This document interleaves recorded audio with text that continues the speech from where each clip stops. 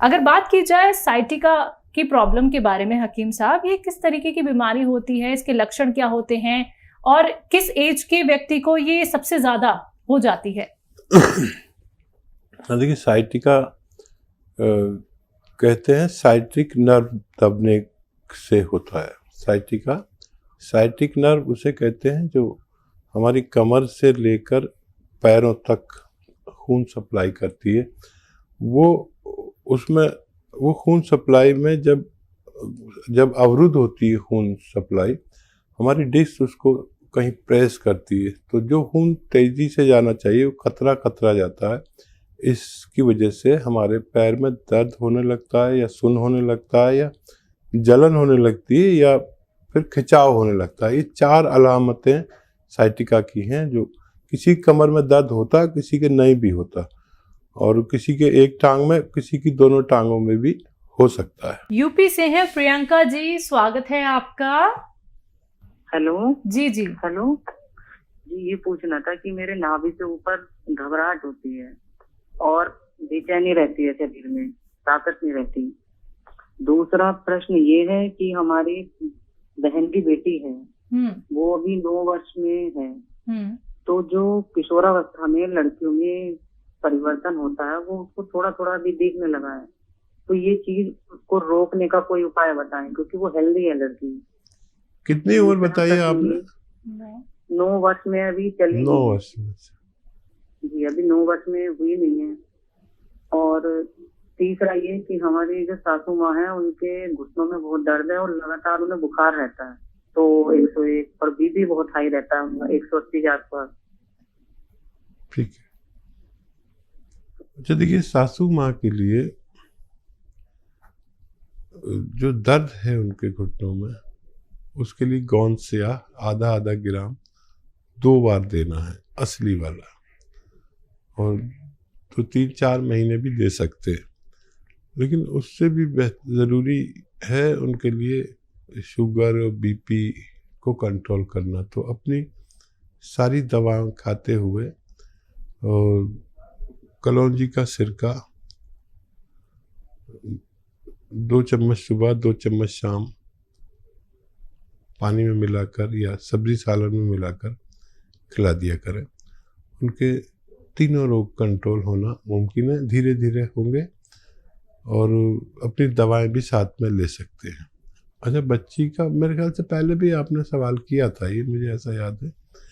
ये बच्ची ग्रोथ कर रही है और उसको जिस्म से पसीना निकलना चाहिए। कुछ ऐसा उसे गेम खिलाएं, भागाएं, दौड़ाएं, रस्सी कूदाएं, कुछ भी ऐसा बिजी करिए जो 1 घंटा वो लगातार किसी मेहनत वाले गेम में लगे। और उसको रोकना ठीक नहीं है, लेकिन अगर इसके जिस्म से पसीना निकलने लगे तो फिर ये अपना आप कंट्रोल होगा। मैं उसके लिए कोई दवाई नहीं देना चाहता जी। इनको खुद को बेचैनी और घबराहट रहती है। अच्छा, देखिए, ये अलसी को हल्का सा भून लें, धनिया को भी हल्का सा भून लें, ज़्यादा नहीं भूनना, इसका पाउडर बना लें, और 1 चम्मच ये अलसी का पाउडर खाना है, और नमक जैतून 1 चुटकी, और 1 चुटकी खाने का सोडा 2 गिलास पानी मिलाकर दिन में 1 बार या 2 बार, खाने से पहले, खाने के बाद ये इस्तेमाल किया करें। आपकी परेशानी अच्छी होना मुमकिन है। अगले कॉलर हैं हमारे साथ कर्नाटक से सलमा, स्वागत है आपका। अस्सलाम वालेकुम हकीम साहब। जी। वालेकुम सलाम।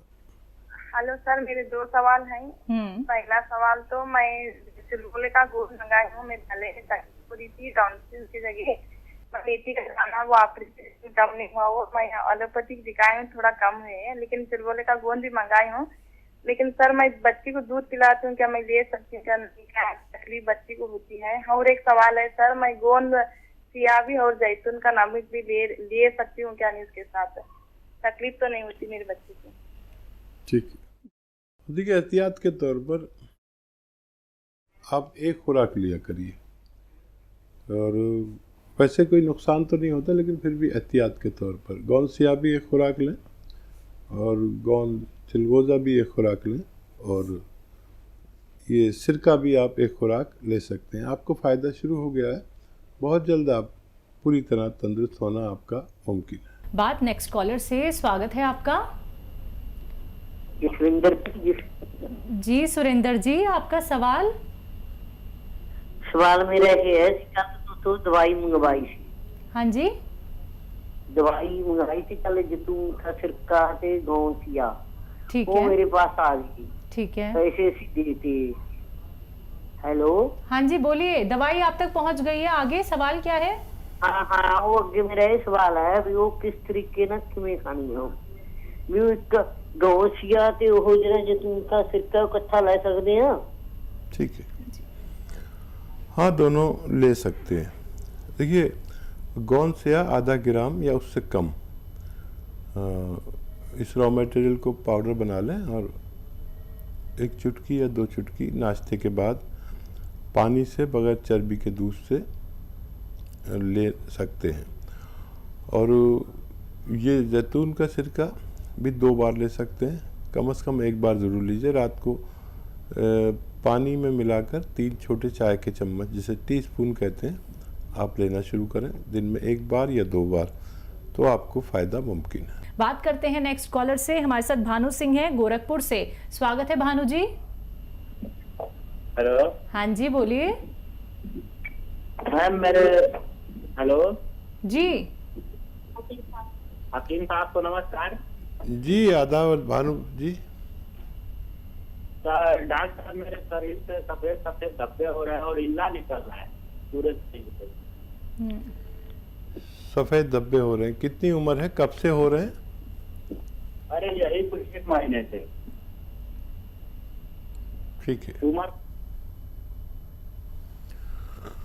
हाँ देखिए बहुत ख्याल रखिए अपना, और एनिमल फैट कुछ दिन के लिए छोड़ दीजिए। एनिमल फैट में दूध, घी, मक्खन और मांस, ये छोड़ दीजिए।